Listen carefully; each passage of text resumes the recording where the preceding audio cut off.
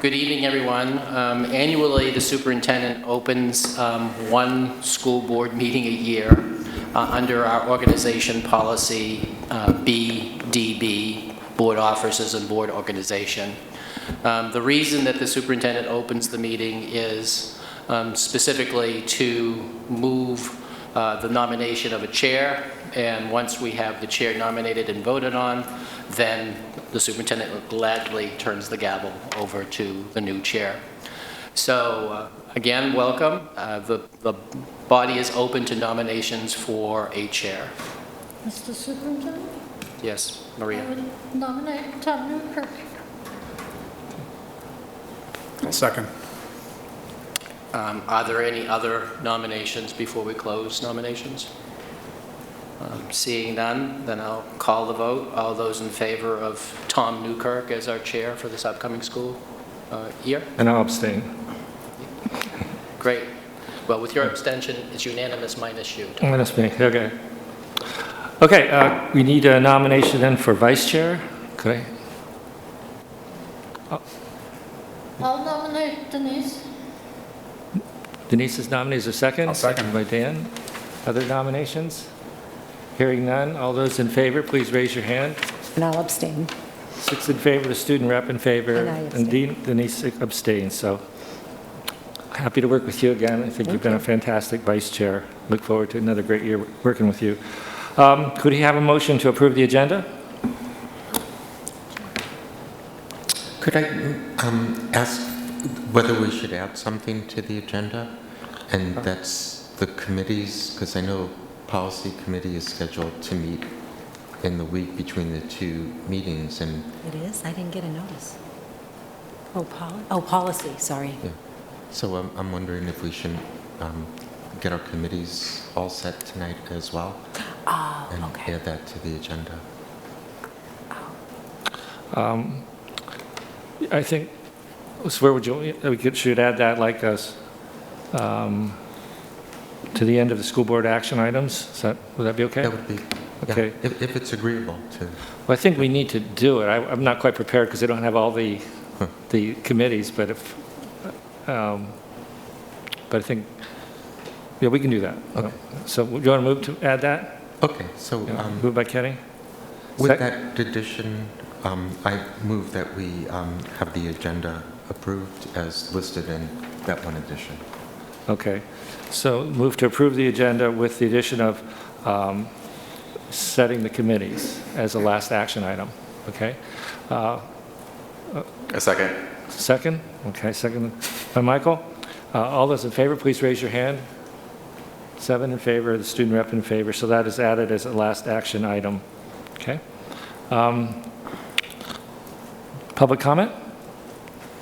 No? No one?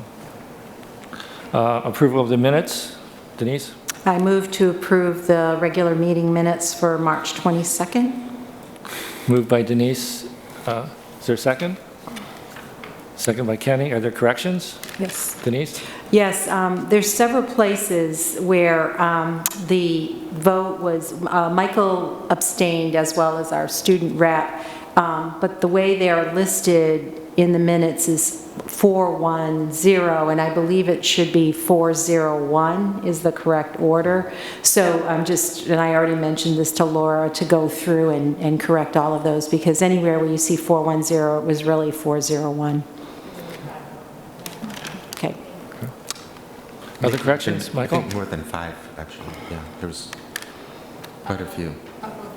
Yeah, there were 5 on page 2, and then page 5 also had it. Yeah, there's one on page 5 at least. Okay. Michael, did you have something? Yes, my last name is misspelled in the attendance roster on page 1.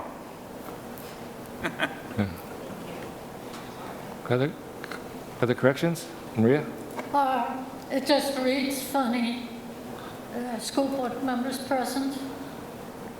Not present, Tom and Al. And then there's no comma or whatever, and student representative. She should be moved up to being present. Mm-hmm. Kenny? I had two others in addition, and Maria, I feel funny because I think I might be correcting something of yours, but on page 3, where it talks about Maria Barth talking about the agenda, and the agendas do go out to the community. They're on the school board site if you go to Oyster River School District School Board. But I think Maria was asking for an additional place that agendas get sent out, that maybe the agenda gets sent out kind of like a listserv. Right. So I think that was one. So I'm sorry, so what would the change be then? So I think that, so if we go to the second line, she is suggesting that the agenda go out on the district's listserv, is that what we Yep, call it? Listserv, prior to the meeting, or when available, or whatever we want to term that. Okay, so it's adding to the district's listserv. Right. Okay, do you have that, Laura? Okay. Okay. And then the second one will be page 6. And it's on the school board committee updates, and it's where I talked about the sociology class. So just to make that comment maybe clearer, that what I mentioned was that the total amount and quality of homework that is being assigned on the front burner. Yep, I can give it to you. On the front burner, and continue to pay attention to the mental health of our students, and in particular, issues of anxiety and depression. And I can give you that. Okay. Are there others? Okay, with those, so we have a motion and a second, so with those additions, all those in favor, please raise your hands. I'm sorry, I can't vote because I wasn't here. So we have 6 in favor, the student Well, rep, and not everyone was, Al was. that was, you weren't here either, right? I was here, wasn't that the 22nd? No, that was the one you No. were absent. you were- So you and I So both there have to were only abstain, four. so 5 in favor, Right. the student rep in favor, and 2 abstentions. Al and I abstaining. Okay? So announcements, commendations, and comments. We have a lovely letter from the guild presidents, and, oh, you're here, okay. Thank you. Good evening. My name is Janet Martell, and I am the co-president of the Oyster River Teachers Guild. And I'm Valerie Wolfson, also co-president of the Teachers Guild. On behalf of the Oyster River Teachers Guild, we would like to express our gratitude for the positive working relationship we have enjoyed with the school board and with Dr. Morse.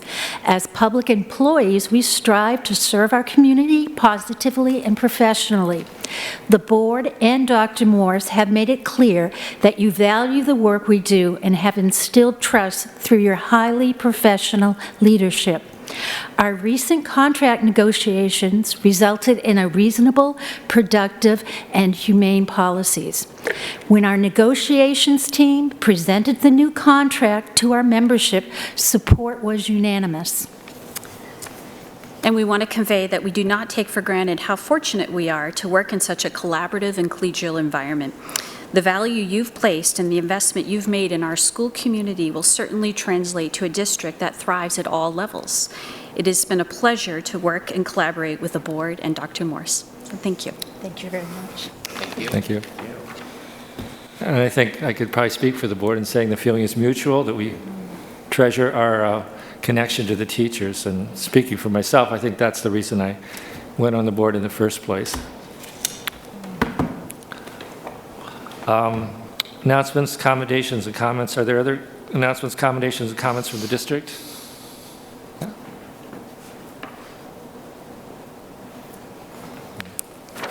Good evening, everyone. Carrie Vaish from Mastway. I just wanted to put a big shout out to both our PTO, our teachers, and our students who just completed our Spellathon. If you're not familiar with it, we had the PTO members were working closely with teachers to develop spelling lists that were grade level and age appropriate and developmental appropriateness for all students in our school. Our teachers really worked to present it to the kids in a positive way. They knew that everything that we were going to be raising would go to the funding of our playground. We had a lot of parents come in from the PTO and talk with students as well, which was great. We tallied up an estimate of what we received in from that event, our Spellathon, $14,500. Wow. Yeah. So I would really like to say thank you to Christy Rice, Jill Papero, Bridget Rimillard, Sarah Farwell, Abby Aldous, Sarah DeSantis, Trista Fitch. They all went and traveled to classrooms, spoke to kids, really got them excited. The kids really understood that this is a connection between their educational learning and trying to fundraise for a playground that they're really excited to have. So, How much did you raise again?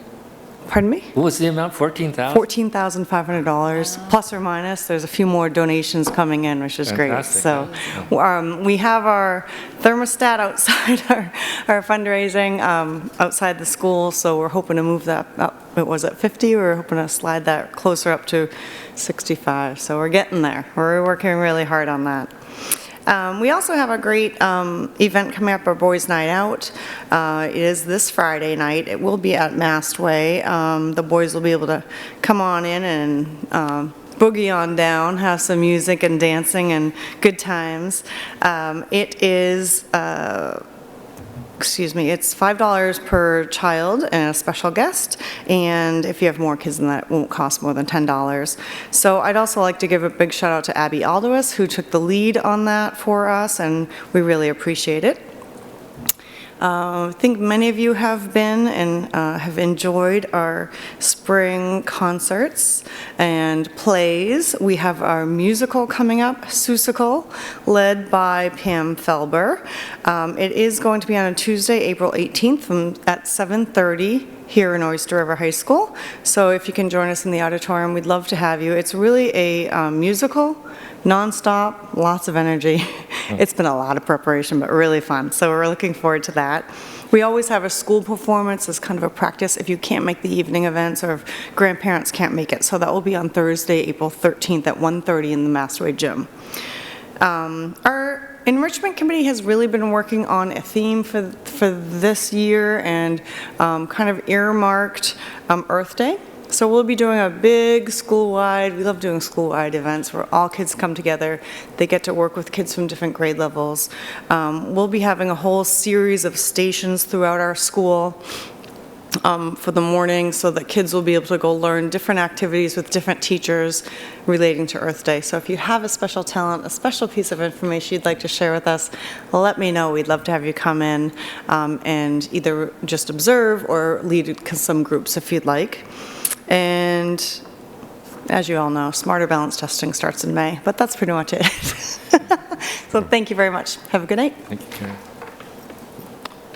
If I could just step in for Dennis, because Dennis had a conflict with tonight's meeting. He had his annual pancake breakfast that was scheduled for last Saturday, was rescheduled for last night, and it was a pretty amazing event. What Dennis said to me is, there was no question there was more parents and children who showed up last night than on the traditional Saturday. I know Mike and Dan volunteered, and just incredible amount of support from the community for their maple syrup breakfast. I guess it turned into pupper.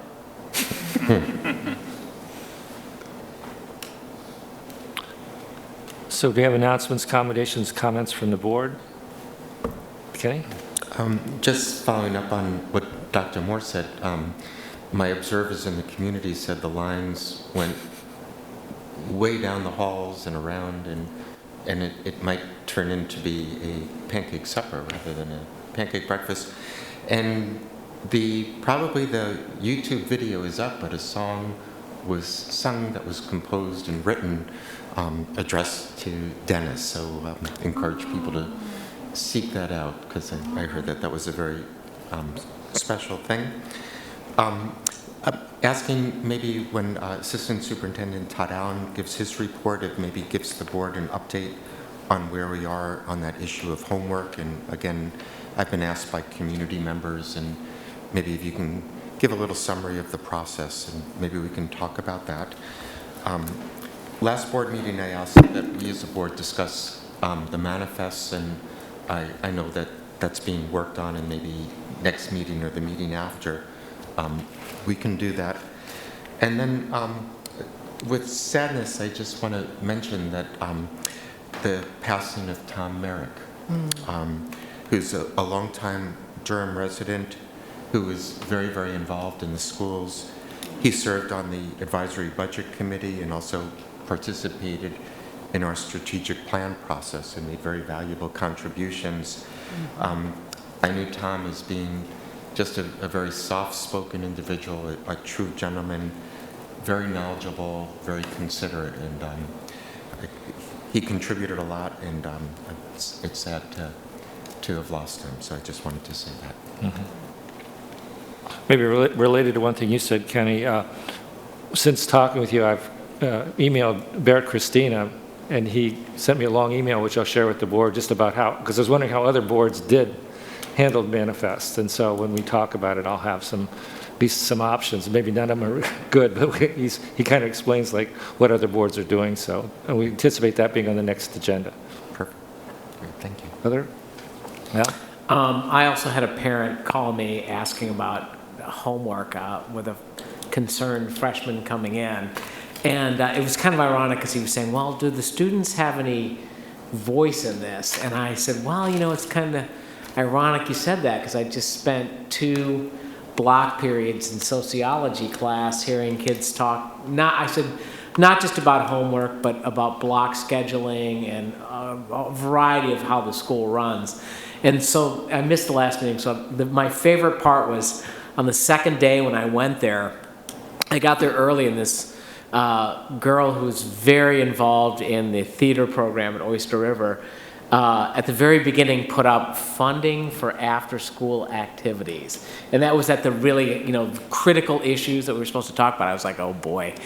And when we got, halfway through the thing, finally someone asked her, well, you had a question you wanted to ask the board.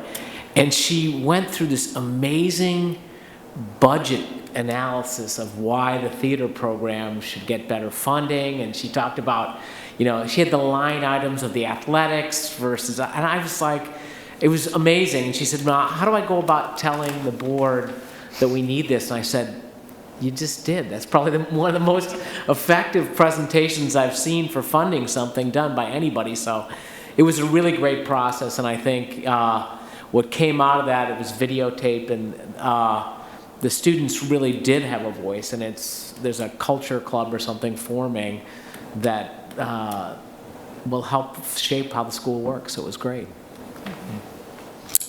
With what Al said about drama, and maybe for the benefit of Tom and Al, at our last meeting, a 4th grader came and she baked cupcakes, and this is her project, and she raised $100 here for the in 48 Hours of Hunger, and this is remarkable work. She's doing this for other organizations. But her mother also addressed the dearth of drama classes programming in the middle school, and pointed out, we've got a robust athletic department, but maybe we're neglecting some of the arts and specifically drama. So something that I think we should keep on our radar. Mm-hmm. Good. Other comments, commendations? Okay, moving to the district reports. Assistant Superintendent. I'll start by addressing the status of where we are looking at the issue of homework. we're at the very beginning stages of a process. As Al pointed out, the high school has just wrapped up their NEASC accreditation process and are really beginning to look at competencies and more specifically how we assess learning. And so this is a really good time to start this conversation. At the middle school, obviously, Jay will be talking to you in a little bit about the work that they've been done, ultimately resulting in the potentially new reporting format. And this is a really good time at both the middle and the high school to really engage in a conversation about homework. What has been done so far is very preliminary. Mike Anderson, as I mentioned at a previous board meeting, community member, also an educator with a lot of wide-ranging talents, wrote a very poignant letter to Superintendent Morse and fellow administrators in the district, raising some questions relating to homework. And a group of the leadership team and Mike have sat down and begun to brainstorm some thoughts on a potential survey tool that we could use to get ourselves a starting point.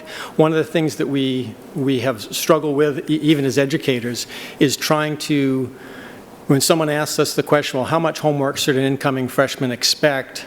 There are so many variables in the experience that it's hard to give an answer that is consistent. So one of the things we would like to try to do is to collect perceptional information from all different stakeholders. And as Tom raised at that previous meeting, before we go very far in this, I'll absolutely bring it before you and share with you kind of what we're thinking about, because I know there are lots of issues. Homework is not an issue that's in isolation from many other stressors that are going on.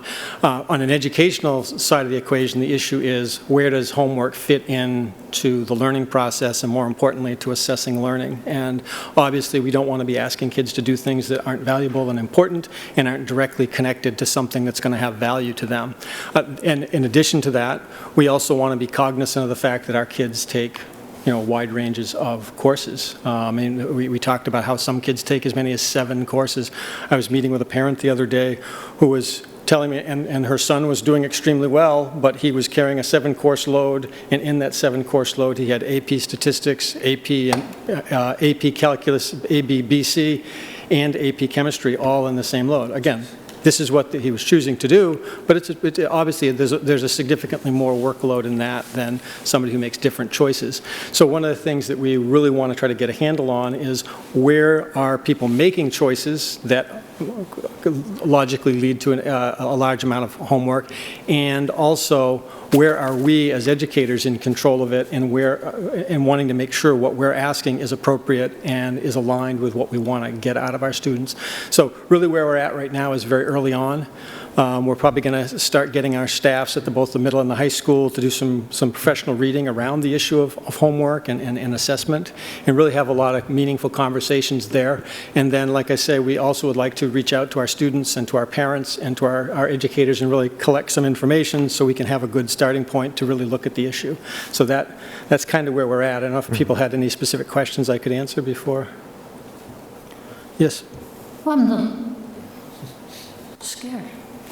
I'm the lucky grandma of twins that I've gone through, and it's been a few years now, but I remember when they were, especially in middle school, one would be buried in homework and the other one would be out playing. Right. So it isn't just how we value, but how different staff address this. Absolutely, yeah, and certainly we have to look at common experience for kids and making sure that, 2 students taking the same course with 2 different teachers would experience roughly the same workload. Absolutely, those are all things that we need to get a handle on, and like I say, we're at sort of the beginning stages of really taking a look at that. I'm sure this is a question you're going to look at, but whether there's certain subjects are disproportionate in terms of the amount of homework they require, perhaps because their instructional method is built upon homework in a way other subjects might not be built upon homework. I think you're absolutely. I think certainly, I know in courses that tend to build in a linear progression, there tends to be just as you described, more homework, because that's part of the instructional strategy, and I think we want to challenge that thinking. I know we hear the analogy, a math teacher that gives you 40 problems to do, could you accomplish the same thing by giving them 4 problems to do, or maybe not giving any problems on some nights because the students already demonstrated in class that they mastered the material. So there's a lot to tease out there. Okay. And I very much agree with Tom's comment, and I think it talks to, kind of value of the homework, volume of the homework, and I think another variable is maybe the coordination of the homework. And maybe this speaks to Maria's point, and just my experience watching my daughter, there'd be a week where there was nothing, and then there was a week where everybody had the major project. Right. So, and maybe my only other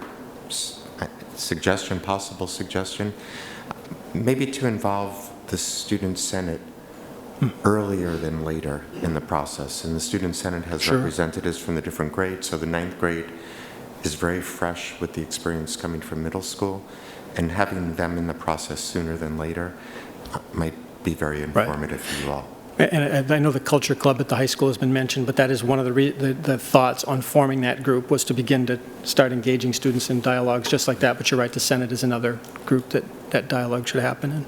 Yep. Okay. Any other thoughts on homework? I did want to announce that last week we published the catalog for the summer 2017 REACH program. Once again, we're working closely with the Durham Parks and Rec. We have 43 camps being offered over 5 weeks of the summer. We are offering a couple of new things this summer, which I'm pretty excited about. Pam Felber over at Mastway has reached out, and we have Sticks and Stones, which is a music and drama week-long camp in August that is being offered under the auspices of REACH. So it's from August 7th through August 10th for all kids grades 2 through 8 in the district.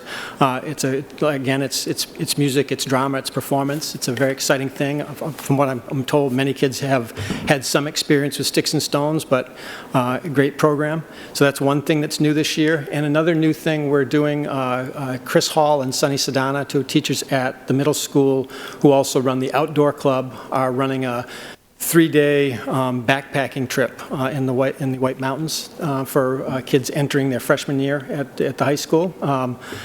God love Sonny and Chris for taking on the challenge. But they're very excited about it, and so it's a great program. A couple of other things, just to remind people about how the program has run in the past. We start the first week of July, July 10th. It's for 5 consecutive weeks. Monday through Thursday are the enrichment programs run by the school.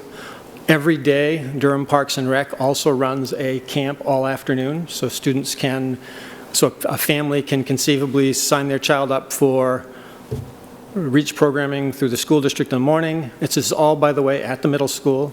Doris Demers has once again worked her magic, and we'll be offering free lunch to all school-age kids at the middle school Monday through Thursday throughout the summer. Last summer, by the way, we were serving upwards of 70 kids a day through that program, so it's a wonderful thing to be offering, and we want to continue to do that. Families can sign their kid up for the morning program through the school, do a free lunch, and then sign them up for the afternoon. And the Durham Parks and Rec program runs until 5 o'clock every day. So it's a full day program. And then Durham Parks and Rec is also running Friday field trips. So a family could basically have a 5-day-a-week experience for their child if they chose to do that. And hopefully, because we're housing it all at the middle school, we're hoping that will make it more convenient for families, and it should be a really wonderful, wonderful summer. So anyway, great programs, and I encourage families from across the district to check out the catalog. I just sent it out for a second time. In fact, you should have all got it in your email inbox as a second time at the beginning of this meeting. So hopefully people will check it out, and we'll increase the success we've had with this program. So thank you. And just to highlight, it's available to all students. So if you live in Lee or Madbury, just because the programming after the school part is Durham Parks and Rec, it's open to all students. Absolutely. Thank you for mentioning that. Yeah, that's absolutely correct. In fact, I got an email today from a family from out of district asking if they could sign their kids up for Sticks and Stones, and yes, they can. Okay. Superintendent's report? Just a couple of really quick things. I will start with good news. Not that the rest of it is bad news, but this is really good news. We budgeted 14.1% based on the health insurance estimate that was given to us in the budget development months. We finally got a letter this week that said that the actual increase will be 9.8%. So that will free up money, but what I recommended to Tom is that it'll free up about $150,000, which sounds like, okay, we can go, Christmas shopping. I'd rather us sit and wait until we do all of the hiring, because we have a lot of hiring to do. Right. And then come out at the other end of hiring season and see what that real number is before we get into discussions about what to do with any excess, if there's any. So it gives us a little bit of breathing room related to the hiring. I would tell you the hiring process is in process. The candidates, we had terrific candidates. We are beginning stages of interviewing. I would say as soon as next week, I anticipate nominees to come over to my office and do the final interviews. So by the next board meeting, I think I'll be in the position to start nominating positions for next fall. So the principals have done a great job. Good news / bad news. Kindergarten enrollment at Massway right now stands at 69 students. 69 students, Carrie? 69 students. Mohammed seems to be still in the low 40s. So there has been, you may recall, 3 years ago, we saw that first burst of growth at Massway, and we all kind of were surprised and pleased. And then the second year it happened, which is this year. Now the third year it's happened, and it's even bigger. So something's in the water in Lee, and or Carrie's got a little Statue of Liberty out there, and yeah, it's our sign welcoming everybody. But it does, so that's good news. The not so good news is it really is going to put pressure on administration and the school board to try to figure out how we're going to balance the two elementary schools. And so Carrie and Todd, Dennis, and David and I will be looking at those enrollments and coming back to you with recommendations that may, that definitely will cause some stressors someplace, either in the family side of the equation or from the school side of the equation, because we really can't allow the imbalance that we faced for a decade at Mohammed to shift over to Massway. And we in the board has made good, strong decisions about keeping that balance in the last couple of years, and I think we're going to be in that position again. So the good news is, thanks to Massway, our enrollment is strong, and thanks to Barrington, our high school enrollment is strong. So we're continuing to really see a trend in Lee that nobody anticipated. So that's all good news. And we may get rid of the trailers at some point. The trailers at Mohammed will be gone based on current enrollment projections in 18-19. I had a comment about the enrollment. I went back and checked the long-range planning numbers, and what I found was the total. The total is right on. It's it's again this shift from Mohammed to Massway. Absolutely. That's the issue. And my question related to that is, we have a K1 right now, right? Did we end up going with a K1 or not going with a K1? I was trying to remember. Okay, that was one thing that was on a discussion that we had talked about for last year. We ended up not having to do that. The initial conversations with Carrie, when we looked at the enrollment 2 months ago, was the thought that we would get away from combined classrooms. I think that that's one of those issues that we need to revisit, along with others. So if I remember correctly, the class size policy is an upper limit of 18 for kindergarten? Yes. So that means we're within 3 of 4 full sections at Massway? We would easily have 4 sections at Massway. We're within 3 of being at the completely... Oh, yes, at the capacity. 3 students of being there. Last year, we limited enrollment at Moharriman to 3 sections. Do we need to do something like that? Yeah, those will be the kind of things. I'll put the reason I'm not being very specific tonight, Michael, is because there's a litany of options that we need to go through administratively before we put it in front of the board. And then when we put it in front of the board, we'll be putting it in front of the board in a way of, this is what we think is the best solution. And then you guys can take that and, you know, make a decision either to support that direction or modify it. But the numbers still haven't settled at Massway. I mean, this week, 2 kids arrived that, you know. Well, that's why I think there might be some urgency there. If we, it's easier to tell folks from the beginning that there's not going to be space at one school than to try to move people later potentially. Exactly. So the option is moving students or moving staff. So that's why I'm saying neither option is going to make people run a parade down Main Street for us. I don't know if this is relevant, but with our class size policy, I think we use kind of the best knowledge that we have to kind of set those, and of course it's an economic decision as well. Being this year, being the first year we've had the full day kindergarten, and not saying it should be the exclusive way we decide, but should we ask the kindergarten teachers for feedback on what their sense of this class size was and whether we might want to alter our policy we've had as well? we had a meeting in January with the kindergarten staff. We didn't specifically address class size. We said, you know, what worked, where could we improve it, and so forth. And the 6 kindergarten teachers really felt that the implementation of full-day kindergarten was a success. They really liked it a lot. It made a big difference in their lives with the students.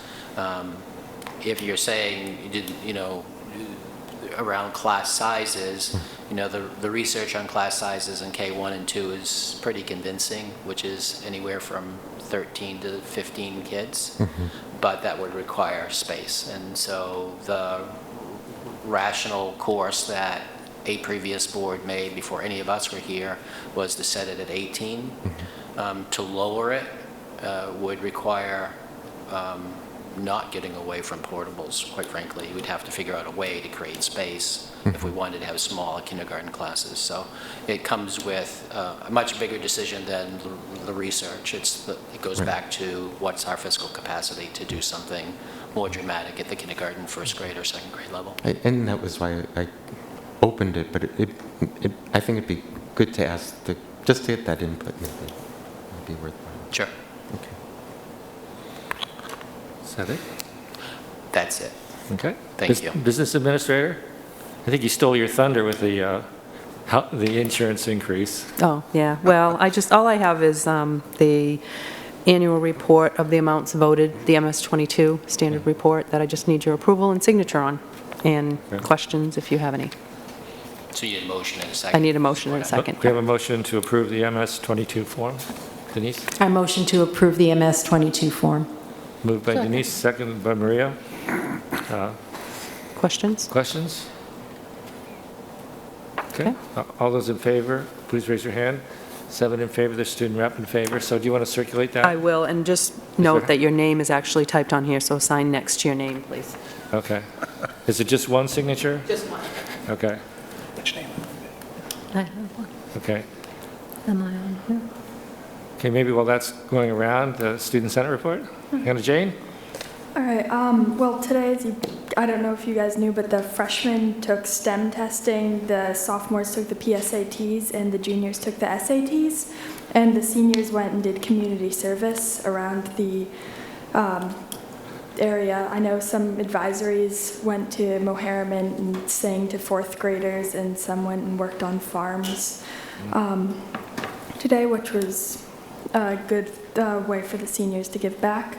And then this Thursday, the drama department is showing its one-act play called Fishbowl. It's by Kristen Short, who's a senior. So it's a student-written play, and Thursday night at 7 is its only night that it's playing at the school. It's $5, and has some incredible actors in it, and deals with some hard subjects. So I suggest that you all go see it because it's going to be very good. And then that's tomorrow night when you say Thursday? Oh, or yes, yeah, tomorrow? Thursday, Okay. tomorrow, yeah. Okay. Is it written by a student? It's written by a student, yeah. a Can you say the senior. student's name again? Kristen Short. Yeah, she's been a part of the drama department for 4 years. And What time? 7. And in the high school auditorium. And then the Senate has been working on planning a spring festival the day before April break. So that's been in planning for a little bit now. And so we're starting to ramp it up because it's coming up soon. Great, thank you. Okay, so we have his presentation on the report card format for the middle school.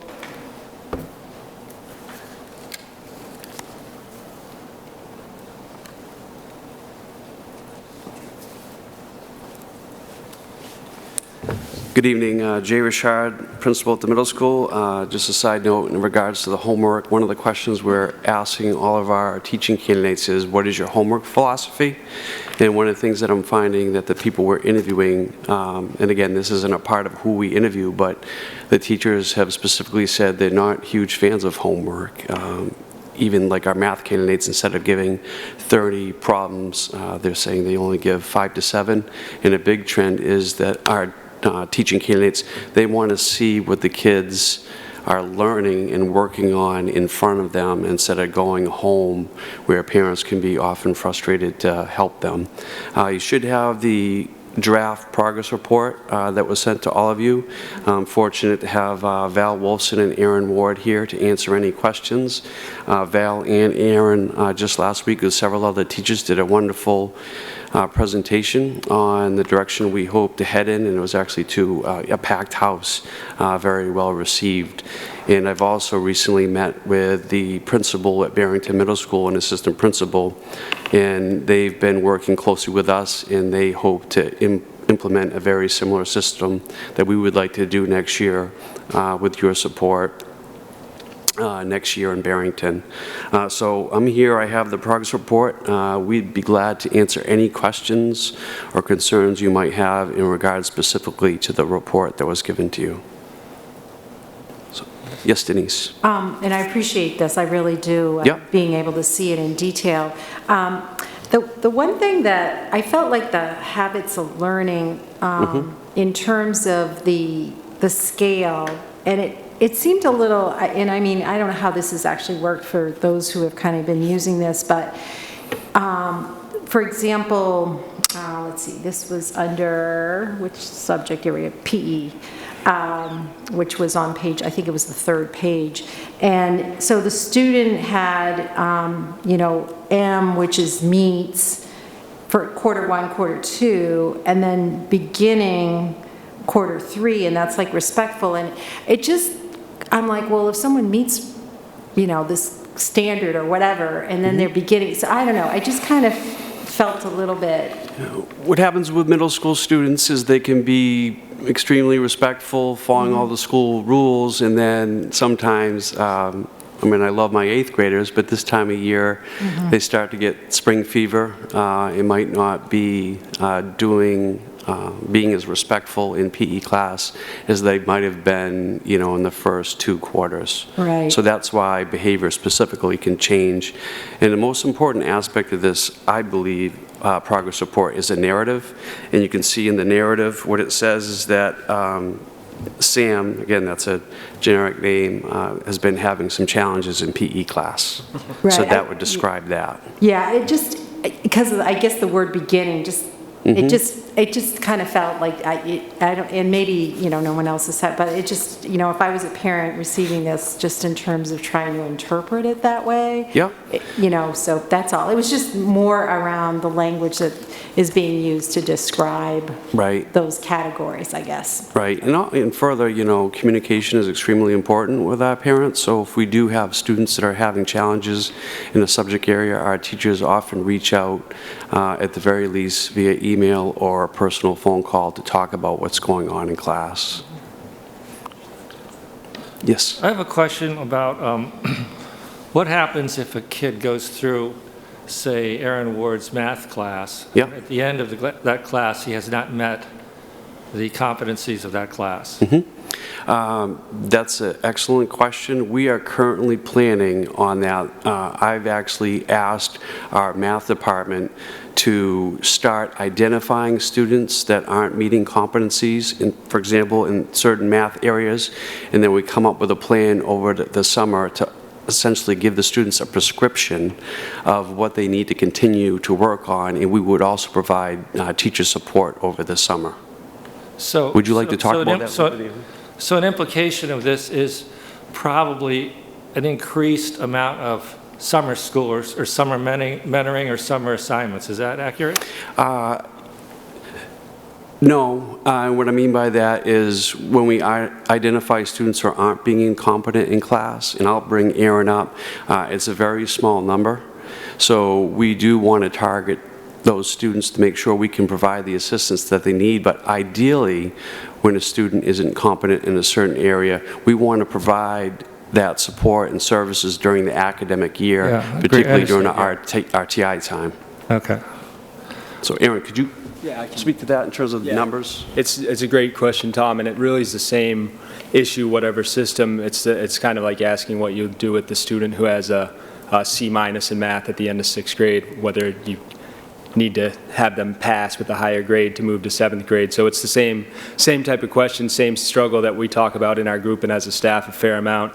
One way is through the prescription. Another way, not to speak for Jay, but I know we've talked a lot about revamping our RTI program to provide, at the beginning of next year, more support and more math people available at more times, specifically looking at competency recovery and working towards meeting the competencies that students didn't, whereas this year it's a little bit more designated by team. I think next year math's going to have a bit of a focus as far as competency recovery, so that's in the works depending on how the master schedule ends up looking, but I'm hopeful that it's going to provide more of those opportunities. How many students do you think are? Students that, so Jay had mentioned not a large number of students. I have 80 in my class. Students that aren't meeting multiple competencies, 10, 12, 15. If that, there are maybe a couple more that are just missing one that I'm confident with some extra practice during RTI can meet the competencies. Okay. Can I ask one more question unrelated to that? Yes. I think the really controversial issue with this report card is the lack of a category that's advanced or that's above meets. Mm-hmm. And I'm just, and my understanding, maybe I misunderstood, that when you were in your previous school, there was that category. I think did you say something like that? Did I mishear you on that? This is my 7th year, and I've had 6 years, and we've had truly 6 different systems, actually 7 different systems, traditional, and then 6 variations of standards to competency-based. And we have had years with honor rolls, with exceeds, without exceeds, with meets, with proficient, with met, with mastered, depending on the year as we play with the verbiage. So I've had it, and I've also not had it, and I've seen, and quite honestly, I believe it's, you could make valid arguments both ways, which I feel like our staff has done, our board has done, our administration's done. We've had good conversations with Dr. Morse about it. So I've done both, and there's valid arguments both ways, in my opinion. If you don't mind. We anticipated that possible concern, and certainly we would respect the board's input on that topic. Under social studies, there's a simulated comment just sort of anticipating what it might look like if we identified an exemplary student through the comments. So if you were curious to see how that might appear, I wrote that narrative. Sam is not the name of that student, but I actually had in mind a student. It's an authentic comment that I would have written 3 years ago for a student who had passed through my class. So it's just to show you an example of a way that a student could receive that feedback in hopefully a meaningful way. So. I'll just say that still remains for me a concern, and I think that there's an issue of motivation there that I think and I think if you look at the other, like if you look at like the National Assessment of Educational Progress, you have the 4 scales, you have the proficient and you have the advanced. You look at St. Paul's, you have that. I mean, I think this is the real. a real issue that I think we have to deal with is your lack of that category and what that does in terms of motivation, in terms of recognition of excellence. And a concern that I have is that if you set the bar high, which for meets, I think you're going to have a lot of credit recovery. You know, the higher the bar, the more credit, I mean, that's just logical, right? The more credit recovery you're going to have. And whether that then skews your efforts towards people coming up to the meets as opposed to the students who are advancing, you know, because you're just going to have to track down these students and, you know, and that just seems to me it's going to be part of a big issue. So I guess that and the lack of the advanced category are concerns that I would have. Can I just share two things? Just and I don't disagree with you by any means. You can disagree with me. That's fine. No, I do, and I don't. I honestly see both sides, and I've argued honestly within my group for the 4 and then for the 3 scales. One thing just that I ask the board to keep in mind is if we have a 4th and an exceeding or an exemplary, it's a whole additional layer for our staff as we transition to. We've kind of working on what's progressing, what's meeting our high expectations. Then it would be not going back, but just adding to that what's exemplary. And then I know in this community we have parents and students that reach for the top, as you're saying, which in one hand is a great thing. On the other hand, kids that understand the material, meet our expectations, do a great job, are now going to be looked at quite possibly as, why didn't they get the highest grade? What can my student do to get the highest grade? How do they exceed? And a lot of our students, even though they're great kids and they work hard, are strong students. We believe they meet. And it's hard to say you can't exceed this competency, because exceeding, if we look at the real meaning of it, I mean, 10%, 15% of our kids. So I see a possible situation where we have 20, 30 parents saying, what extra credit can we do to exceed? What can we retake the test? Meet's not good enough. So that's the kind of the flip side and some of our concerns. And where I started, as you were saying, with the 4, and then switched to the 3 for the reasons I just said. Like I said, it's back and forth.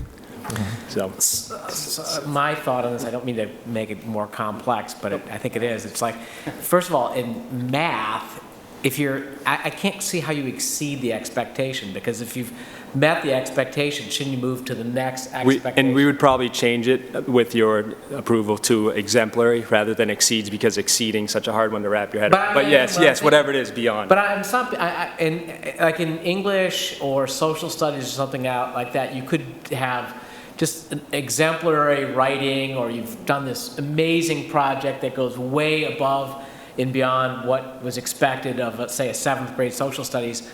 But I think math is kind of a unique one, because if you're able to do problem sets in a certain thing, to say that you exceeded it doesn't really make sense to me. You should move on to the next level of competencies. You know, instead of, if you're that quick, why are you doing 7th grade? You should be doing 8th. So I hate to make it more complicated than it is, but it really is more. I mean, it's not the same for every single subject, at least in my mind. Some kind of lend themselves to like moving to the next level, and some, it's just how great your work is. The 2 points that are made are so well taken, and education is your field, and you know much more than I do, and I defer to you. But I think part of the issue that I see is we're having a model for evaluation and giving feedback, but the model isn't really, our system isn't in place with the model, because we're still tied to the calendar year, and we're tied to the grade and progressing by grade. And to Al's point, it'd be great if we had that flexibility, that everyone progressed as they progressed, and courses didn't have a beginning or end as far as calendar dates. They had a beginning or end per student, but that's incredibly complex. As far as that additional category, and I think to my experience as a student, narrative, when there was a grade, the grade became, for me, the all-important thing. And I dissociated it from learning. the grade became important. But the narrative meant so much more to me, and to see a narrative that kind of assessed my effort and assessed where I was made it really about learning when that was. And so with my non-education background, I like more keeping it simple, because I think it kind of maybe even ties to our mental health thing of that struggle for that grade, and I didn't get the exceeds and therefore whatever, but to have that feedback to me is a motivator, but I don't, education's not my field, I'm sorry. Well, Kenny, I'm sorry, if you don't mind, I just want to say that I think the point you make is really important, and that motivation is kind of a web of social emotional components, and that the grade is just part of it. I think it's a complicated, it's multifaceted. There's the relationship you have with the teacher. Middle school students, if they feel that you like them, that motivates them right from the get-go. Providing choice is motivating. Allowing different opportunities for assessment is motivating. So it's a very complicated topic, I think, at the middle school level developmentally.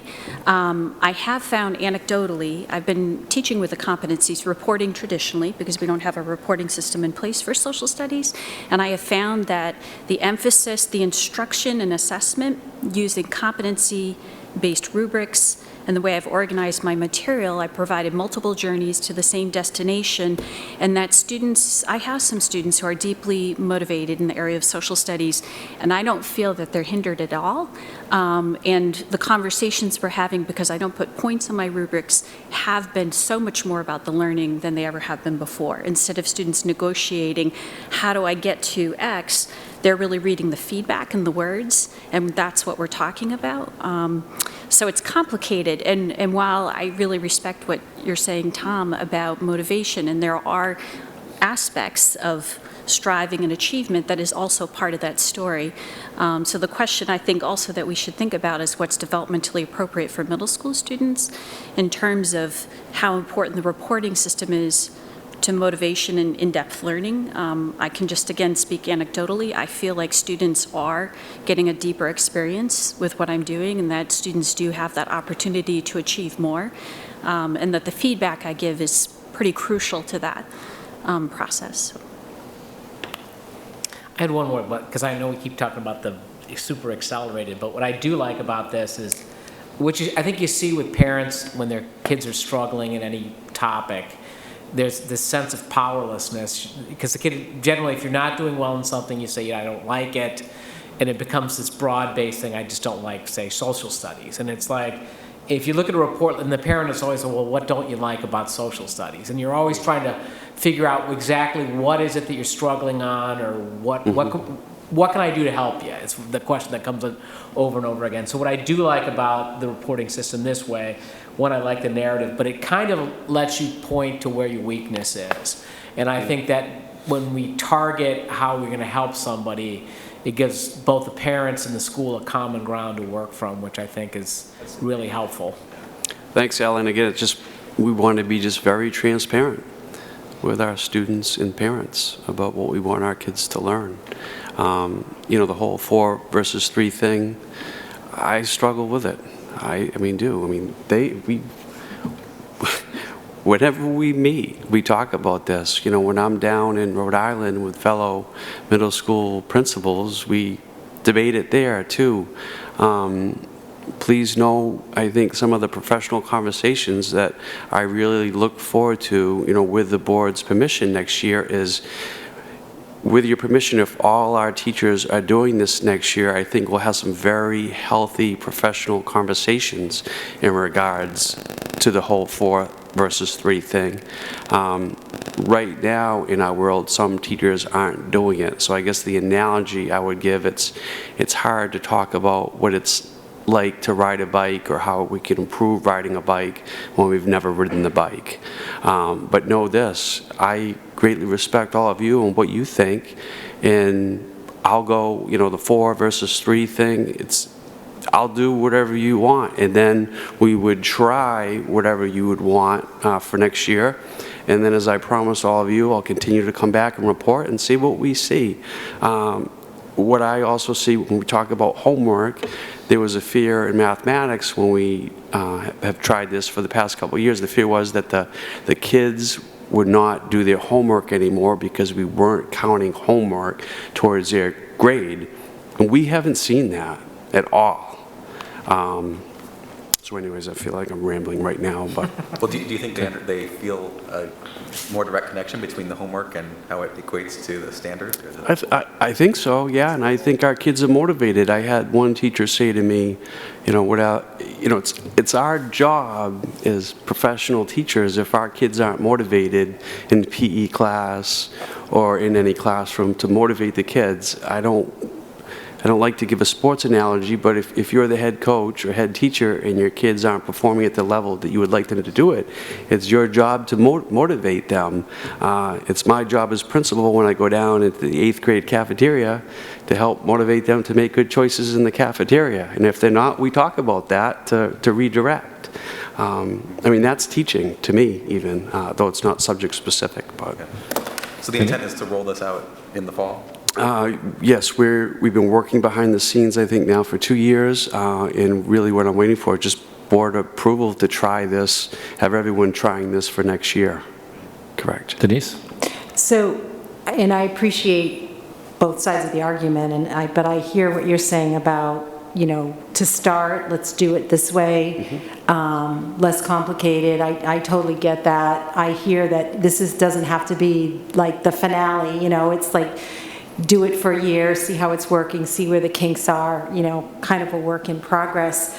My other question that I had was just in terms of in terms of parents, do you feel like they are understanding, are they not feeling like overly confused? I think one of the things that, again, if I were a parent looking at this and I saw that my student was getting a B in a particular quarter, I guess my question would be, well, is that typical because they're just starting to learn that type of material, or does it really mean that they're behind? And maybe you could address that a little bit. I think the huge key, as far as the question about parents understanding, I think in the subjects that we're using competencies so far so good, but part of that may be that they aren't fully aware that it's hopefully coming full board next year. So I think, and we're fully cognizant of that. So I think we've talked a lot about really right off the bat, open houses, explaining questions just like that. Like if you see a B, we're not assessing before the kids should know the material. So a B would be, we've taught the material, we're expecting the students are to a point they should be able to meet the competency. Okay. So we're not just going to fill it with beginning. So questions like that, okay. We've been going over, we're trying to roll out community forums, open houses, whenever we can have as many parents in the buildings as possible to talk about that. And just to kind of reiterate or repeat your point, I do believe the 3 versus 4, great arguments for both, truly. In year 1 of an implementation, I feel like it's a lot easier to start with the 3 and then build to the 4 so that we can look at what a beginnings progressing meets means. And in year 2, if the board still feels strongly about it and exceeds, or our staff does, then we add to it rather than jump right in with 4 levels and then peel back a level. Just for ease of implementation, for smoothness and that type of thing. So just another thing. And as a staff, we felt as a vote it would be ease of implementation. It would make more sense for us to start with a 3 and build up to that. But again, we respect the board's decision. We'll work with, we want the competency-based system. If that's 3 points or 4 points, we want to be transparent with our parents and students with the competency, so we will make it work. I have a question about process. At any point, did you poll the staff to see whether they wanted to shift from the current system to a competency-based system? In terms of poll the staff? Poll the staff. I mean, do you want to make this shift? We've had numerous discussions over the past. That's not exactly what I'm asking. Oh, okay. Yes. I mean, did you have a vote? Did you have a survey that said? Did you have a survey that said we want to shift from the grade system we have now to a competency system? And your staff said yes, we want to go to a competency system. Did you have that? That exact vote? Do you want to do this or not? Yeah. No. Okay. What is the question that you asked that you've had such strong reason? We've asked so many questions. I think when we presented last time to the board, it was questions like, are you ready to implement? Alita Carter presented those statistics. In the very beginning, 2 years ago, we did not do like a vote, do you want to do this, yes or no? Because, I mean, it's presented to us that this is an initiative of the staff. But a vote was never taken, or poll was never taken to say, do you want to do this? Am I correct? I believe so, Tom. I mean, I believe so, yes. I mean, I don't recall ever saying, do you want to do this, yes or no? The question you asked is, were the staff ready to do this? And that was where you got the 85% support. Yes. So you never. It's a different question. Where you asked them straight out, you ready to go, or do you support this? I mean, we could do that. Yeah. I mean, if you wanted me to do a staff poll, I could definitely do that. So this is what the staff wants? This progress report's been given to the entire staff to look at it. We did that most recently before it was given to you during a staff meeting. Correct. Just one follow-up. Are you convinced that this is supported by the content area teachers in the upper grades? I mean, I'm thinking, I could totally see why if you're teaching gym or something, not to try to make these fine distinctions between, But I'm wondering whether in the 8th grade, where the sense is that you're preparing people for high school, and in the 7th grade, the upper grades, in the areas, social studies, the main subject areas, is there support for this? I think the majority of the staff support this in the school, and I think there are people in the grade level you spoke about who are supportive and some who aren't. Okay. Kenny? So, Tom, are you suggesting, and if you feel it's a good idea, I'm comfortable with it, to not put forward a motion tonight regarding this, but maybe having that exact survey, ask that question to the staff, and to your point about different grade levels, maybe having it reported to us based on grade, and then seeing that and making the decision at our next meeting? Is that? Well, I'm definitely not comfortable with a vote tonight. Right. If people are, that's my view. I think there are other issues we haven't talked about, I would like to be confident that the teachers, I think particularly 8th grade, in the subject areas, are behind this. I also think that there's a question I have about management, because I think you're getting a system where instead of having a grade per subject, you're having all these categories that are being evaluated, and tracking competencies. I'm wondering whether at that point, who's going to do that? The guidance counselor? I mean, because you're going to have to track, if a kid takes 7 subjects and has 7 competencies in each of those subjects, you have 49 competencies per kid to track per year, right? So you have a kind of a management issue too, right? I don't think so, because again, like I asked the math staff, let's know who our students are right now who might be struggling in certain areas. We want to know and identify those kids. So each teacher ideally would track their kids throughout the year, and then we'd talk about that. So I don't think it would be a management issue at all in regards for the teachers or me as principal, and maybe ideally at some point, with software or something, we could just click a button and say, I want to see a report right now, who's not, meeting competencies in any subject area. I do that right now with grades. So, for example, I'll ask, Mrs. Gaylord in the front office, I want a quick report on all the students who are not passing language arts. And I want to look at that list and work with those students. I'm pretty confident we could do the same thing with this system. But not passing is one judgment. Here you're going to have 7. No, here we could, again, I think it's a small number, but I could see myself running a report. Who are the students near the end of the year who aren't meeting competency in all areas? Yeah. And I would get a report on that. Okay. How would you do that in the middle of the year? What's that? How would you do that in the middle of the year? I think you could when do the don't same expect thing, them but to- again, keep in mind, like what Aaron does is certain competencies he doesn't meet or teach address, until, say, April. So the report we would run, say, in November would only be on 3 competencies, not all 7 competencies. I think it would be manageable. I don't think it would be an issue. So, Yeah, my worry, well, actually, it's not a worry, but I mean, further builds upon the idea of revamping the RTI, because what you don't want to have is people hit a log jam at the end where they have like, you have a lot, I mean, you're trying to minimize the people who haven't met competencies in a timely fashion so that you don't get to the end of the year and say, oh, by the way, we have to have 50,000 sections of summer school. So, I mean, I think it's clearly going to be an ongoing process. If a lot of kids are not meeting competencies, that should be a red flag anyway, that something's going wrong. right. It should hopefully be a smaller one, but again, I think that it really does speak to having to try to build a system in place to kind of take care of that in a timely fashion. And I just wanted to speak to that point that I think there should never be a logjam.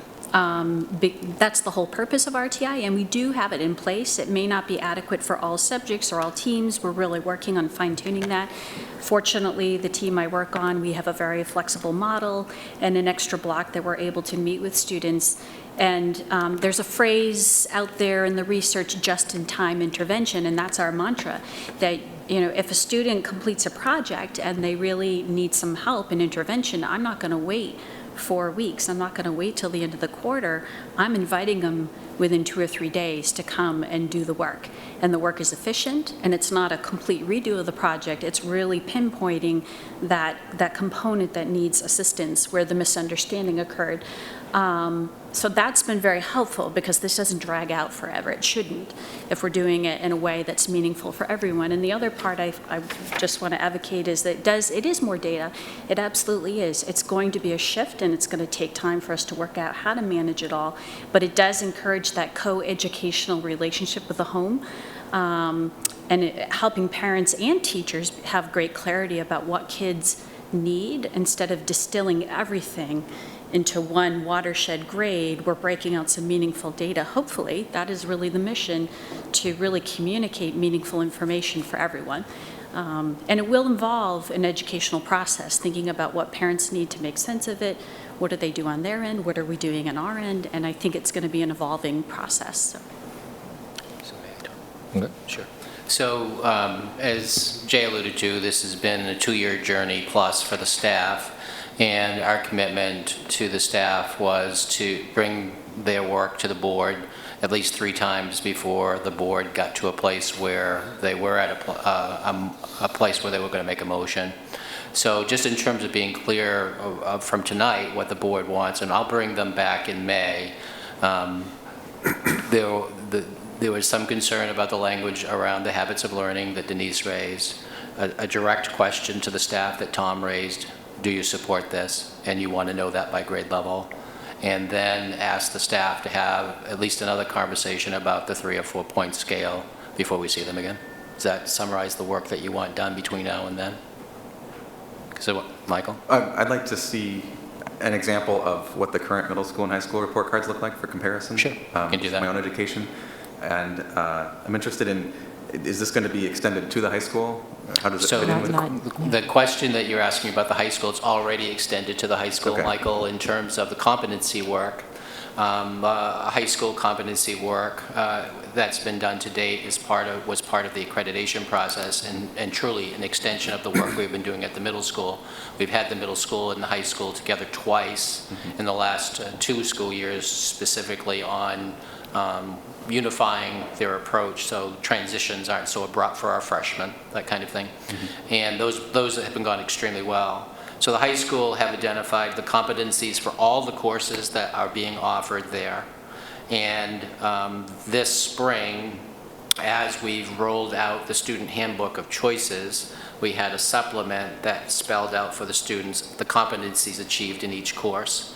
It just happened to be a printing timing problem. Next year, it'll all be in the student handbook.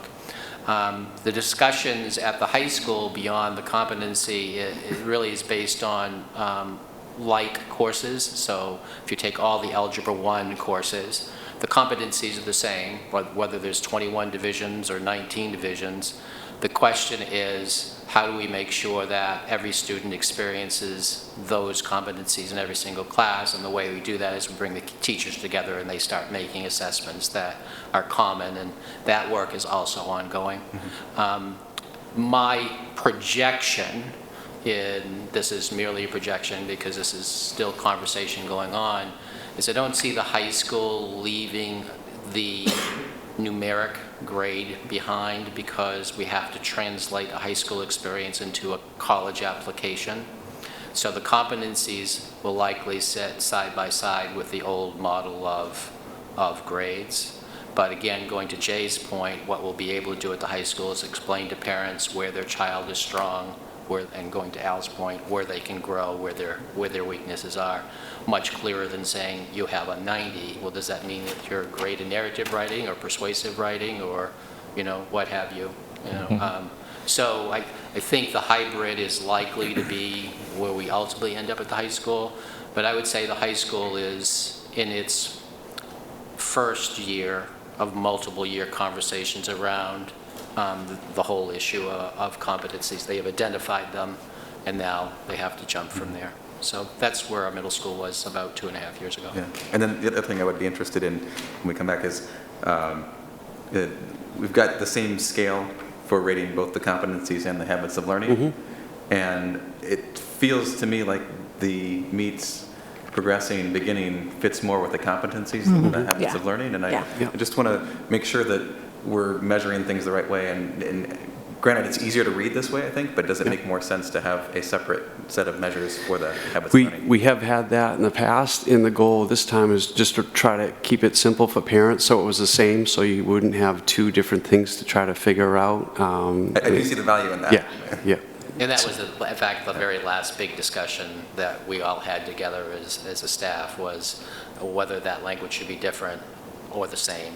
And ultimately, the staff felt for, the ease of reporting, it should be the same. I'd just like to make one other point that I think as you go forward with the high school, it's really important to say what has to be done and what is the decision that the school makes. Right. Because I think that there is some ambiguity, and I don't think with teachers at the middle school, and I think it's partly by the way that it started, this thing started, the sense that this had to be done. That this was required by the state, or that this is not really a choice of, that this, and I think that it's important to say what has to be done. Yep. And if, for example, if the high school would decide that we want to have grades plus a narrative, and the narrative pegged to the competencies, and not have to have this checklist, they could do that. They could do that. The parameters of freedom and requirements are very clear, because I'm not exactly sure that that was the case at the middle school. I mean, frankly. The state law requires the high school to have competencies aligned with all of their courses. Right. It says nothing about reporting on how we utilize them.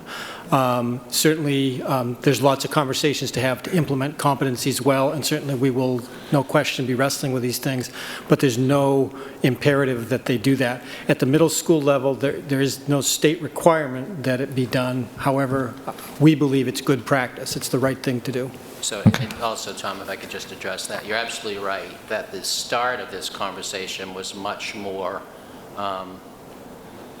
bullish, I guess I would use that word, but it wasn't 3 months into it that I met with the staff and clarified that whole issue for them, and so they knew full up that this was their work at that time, not being imposed by me or the state. So, that was very early on that I corrected that impression and met with the entire faculty and let them know.